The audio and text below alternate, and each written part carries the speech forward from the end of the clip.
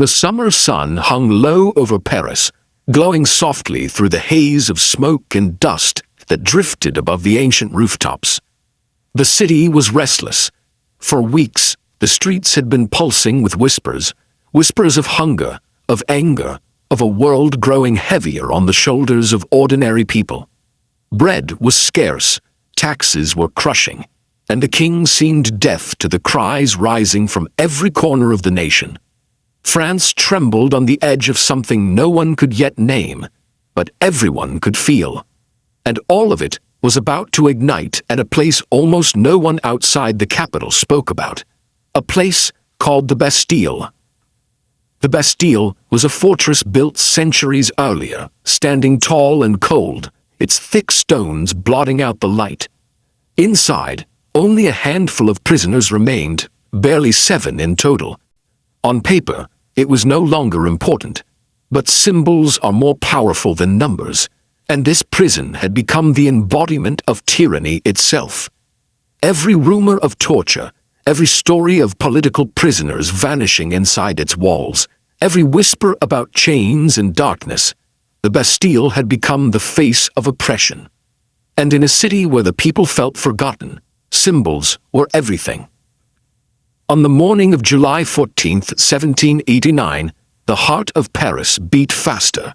Crowds surged through the streets, voices rising in waves, demanding weapons, demanding justice, demanding a chance to be heard. Earlier that week, the king had dismissed Jacques Necker, a minister seen as the people's last hope for reform. That dismissal felt like the final slap to the face of a starving city. And so, fueled by desperation and outrage, thousands marched toward the one place that seemed to represent all their suffering. By noon, a sea of people pressed against the Bastille's outer courtyard, shouting demands.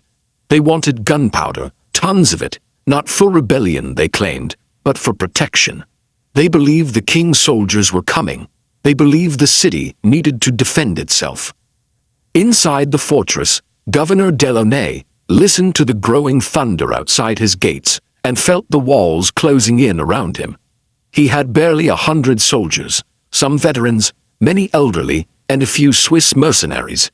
He had enough cannons to hold the crowd back, but not enough resolve to slaughter innocent people. Or so he thought. The negotiation began politely. A delegation of citizens approached the fortress, asking for powder, asking for peace, asking for some show of good faith. But the truth was, neither side trusted the other. And trust is the first casualty in times of revolution. Hours passed. The sun rose higher. More Parisians arrived, until the crowd reached thousands.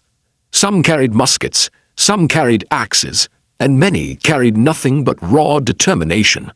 The tension thickened like a rope pulled too tight. Then came the spark. No one knows who fired the first shot. Some say it came from inside. Others swear it came from a nervous hand in the crowd. But once that echo cracked through the air, everything changed. The people surged forward. Gunfire erupted.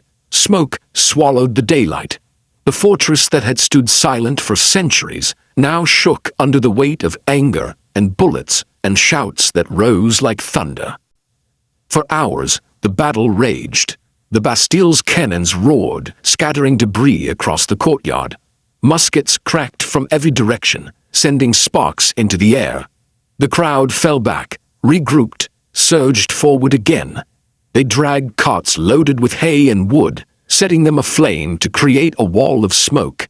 They tore down fences, climbed over stone, and refused to retreat. Every minute deepened their determination. Every casualty hardened their resolve.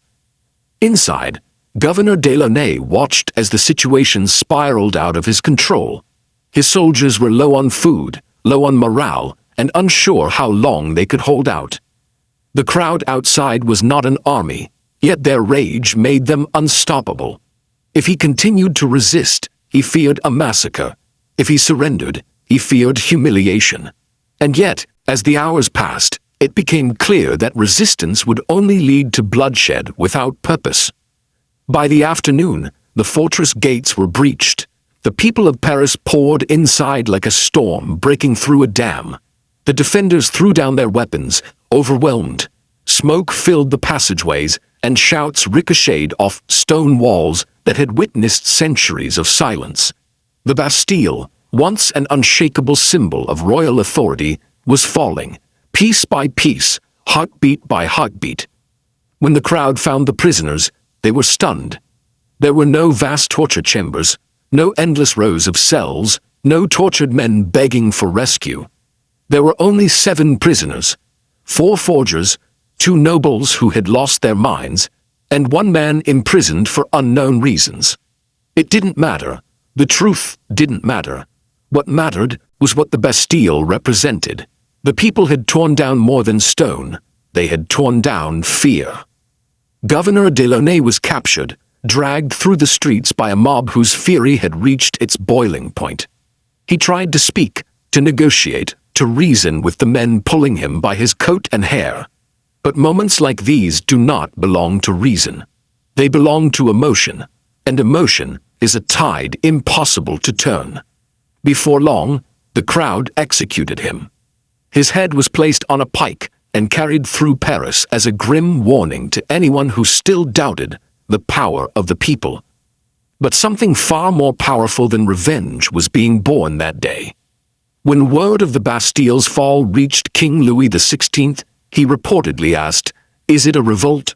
And his advisor replied, "No, sire, it is a revolution." That sentence marked the dawn of a new world.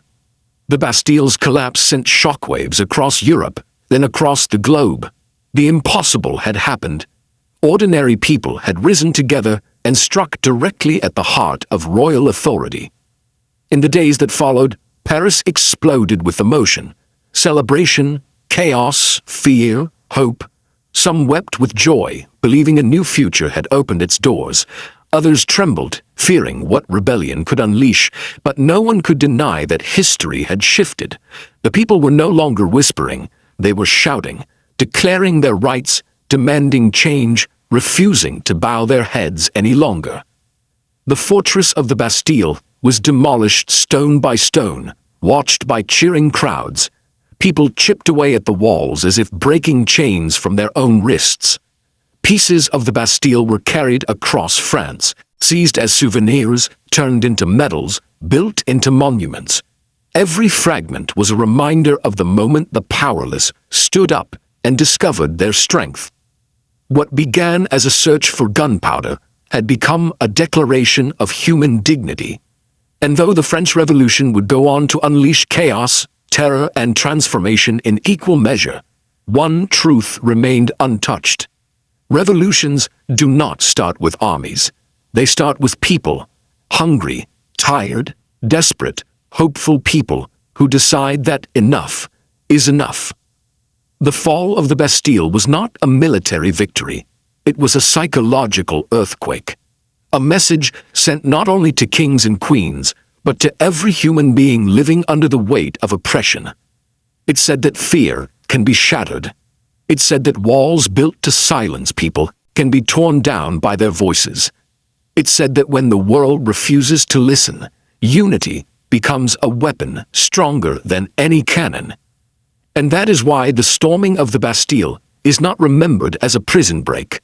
It is remembered as the heartbeat of revolution. The instant when the people of Paris stepped out of the shadows and into history, carrying with them a power that would inspire movements across continents. From Europe to Latin America to Asia, echoes of that day would be heard in the struggles for independence, democracy, and human rights.